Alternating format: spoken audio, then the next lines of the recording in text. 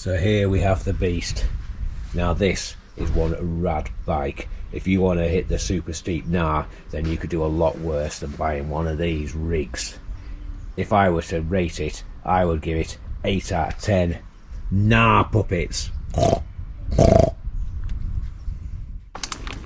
One thing you do see a lot of when people start up YouTube channels, and I suppose as they carry on through them, is bike reviews and kit reviews. And I find it a bit of an odd concept, really.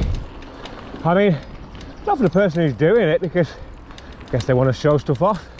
They want to talk about the kit reviews and all that. It's more from the hordes of people who appear to watch such things. But I guess if you're interested in buying a bike, you might want to know what it's like. Go on the internet, go on YouTube, look it up and look for reviews. So what baffles me more than anything else then is not that people are reviewing kit, products, etc. It's the amount of people who will then watch that, and I guess in some cases they will make a purchase based on those reviews. Now, magazines, websites, and even some well-established YouTubers do professional reviews of kit. They have people who've been riding a hell of a lot of bikes for a hell of a long time. Guy Kesterman, for instance. But then there's this niggling thought in the back of some people's mind that, well, they've been paid to do that. They've been paid to review that bike. They advertise in the magazine, on the website, etc.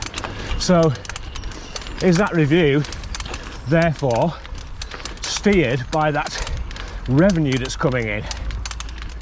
So let's just say, as a punter then, you've saved up your hard-earned cash for God knows how long, and you're wanting to buy a bike, new bike, or maybe even a first bike. So you might look in the mainstream media, but if there is that niggling doubt in your head thinking, oh well, it's paid promotion, then there is a lot of reviews on YouTube of various bikes. So you might go to a channel with a name like Gary Rides the Gnar MTB and think, oh well, you know, he's riding the Gnar on MTB, he's got the bike I'm interested in, probably knows what he's on about. And the thing is, just because Gary did a skid in a dusty corner next to his camera and pulled a wheelie for his intro to his videos, doesn't mean Gary's a good rider. I mean, I'd say quite the opposite, because he had to do a fucking dusty skid and a wheelie to try and make out that he is a good rider. But Gary, as I say, spent all his money on this bike, so he's probably quite happy with his purchase. Maybe he doesn't know any better, he hasn't ridden anything else. So when he reviews it, what's he going to say? What's he going to compare it against? I mean, nothing. He doesn't know. Maybe he's had a go on his mate's bike. His mate's bike was a bit older. Thought, oh, that's nice, but I didn't buy that. I bought this one. So he's going to tell you, oh, it's awesome.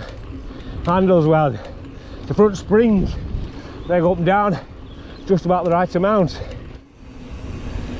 Gary's video may look very professional as well, because he did a walk around where he leaned his bike up against something appropriate, like a tree or a rock or some gnar, and he talked to potential viewers through the components of it.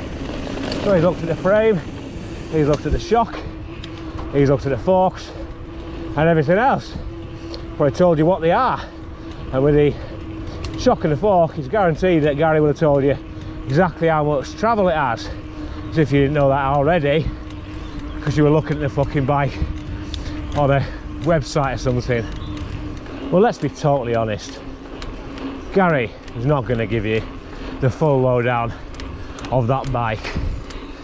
Gary is not going to be able to tell you what its faults are compared to similar bikes of the same price bracket. Gary's going to be biased, and let's be honest, he's going to be a downside more biased than the mainstream media, whether paid or not. So just so we don't totally disappoint, there you go, Pinnacle Iroko. I think this is a 2017 model. bought it from Evans, and the frame is Evans' own brand, Pinnacle. What that basically means is Evans doesn't have a massive R&D department, is that they looked up in a catalogue from a factory in Taiwan or China, said we'll have model 275B, and they put some branding stickers on it. It's hardtail. I mean, it's okay angles and stuff like that. It's got a boost back end, rides very nice. I mean, look at the components on it. Well, a lot of them aren't original. They just wore out because I ride it a lot. I mean, what can I tell you? It doesn't even have the same components on the new one as it does on this. They have different forks and everything else. But there we go. You see what I mean? It's a nice bike. It does me. Is it hardcore? No. Is it better than another hardtail? God knows. The last hardtail I had was back in 2011, and it was a Mark II Santa Cruz Chameleon. I can't remember what that was like to ride. I know I liked it at the time. Probably fucking hate it now. That's probably about an honest review as I can give you on this bike. I've ridden a lot of hardtails over the years, but I've only ridden this one in the last 18 months. So what would I be comparing it to? It's not like for like, is it, to compare it to something I rode 7 years ago? And I say, I can tell you I really like it. Can I tell you what I like about it? I can have a stab. Its handle's all right. You know, it's not too heavy. It's fun. But that's it. I couldn't tell you if this head angle is better than any other head angle, or if 29 wheels are better than 27.5 or anything else, because I don't have the experience. The funny fact is that people will probably be more likely to take the advice of Gary Rides the Gnar MTB's channel than they would this one, because they're going to see this channel name, think, what the hell's that? Is it some sort of contraceptive for cockerels?